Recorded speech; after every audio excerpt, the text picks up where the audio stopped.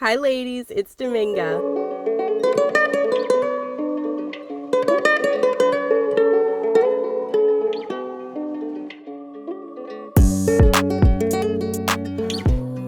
Little disclaimer, I am sick and have been for the last week, and so I apologize about the way my voice sounds, but I hope you love me enough to stick around.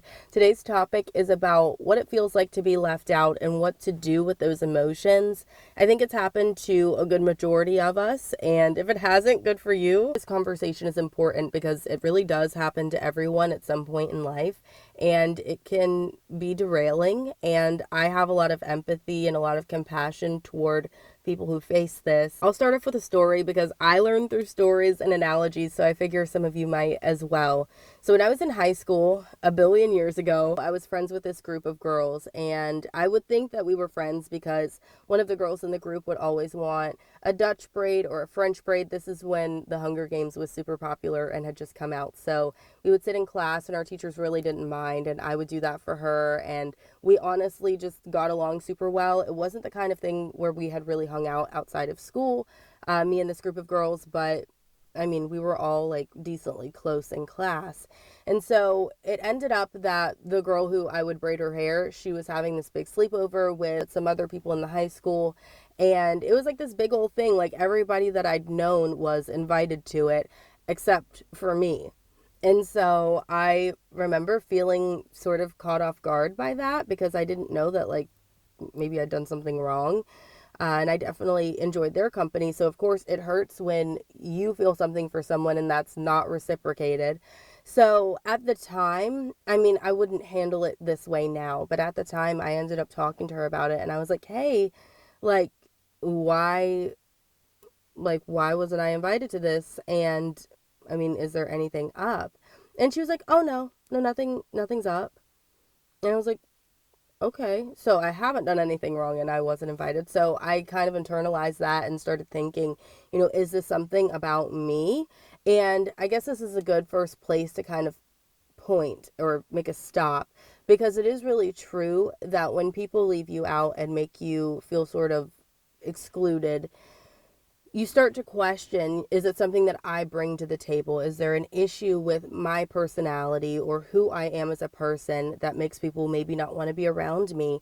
And then it sort of, based off of how many times this happens to you, it can sort of affirm and reaffirm that maybe you're unlovable or that you shouldn't be part of what they consider to be the in crowd.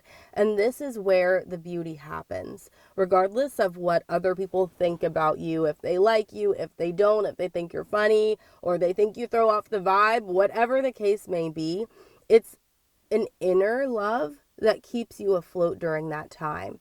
And I really wish that I'd had a big sister be able to tell me this at the time. So I hope that that's what I can be for some of you because I understand that it hurts, but your opinion of yourself has to be stronger than other people's opinion of you. And it takes practice and it takes time. Honestly, it takes doing it and failing and people reaffirming to you over and over and over again that you're not good enough to be around them or among their friends for you to finally decide, oh, guess what?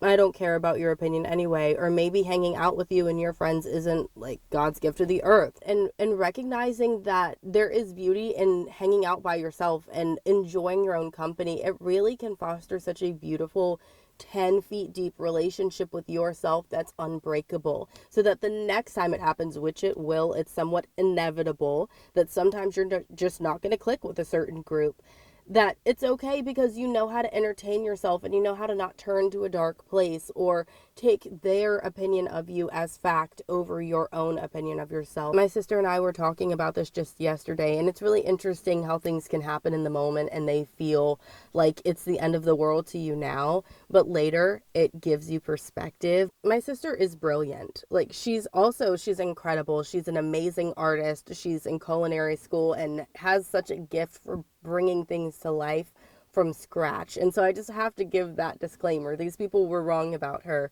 But there was this group of friends that she had growing up that wanted to make her feel like she wasn't smart enough to be in the specialty program that they were in and would sort of tease her if she got a grade that was less than theirs or whatever. And so here is the caveat to that. You have to ask yourself, for someone to sit around and have to point out whatever flaw it may be, whether it be perceived or an actual flaw that you have, for someone to need to point it out and highlight it to a group of people is a reflection of their inner world.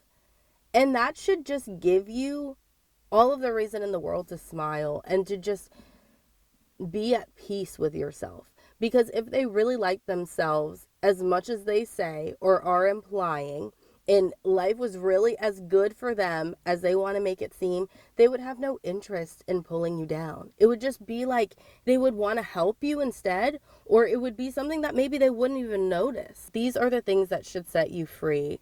There is no crowd that it is that important to be a part of that you have to fight your way into or prove yourself and earn your spot. If you have to fight that hard, they never liked you that much anyway. And for you to have to overprove yourself is somewhat of an example of how much you do or don't like yourself. This next little bit, of course, depends, and please forgive me, I have to hold my hair up because it's so hot.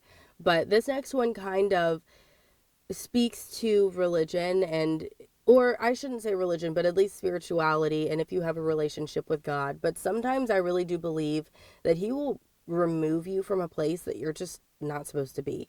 And it might not feel that way or look that way, but sometimes I get this gut feeling where I'm like, I know I've been rejected from this for a good reason.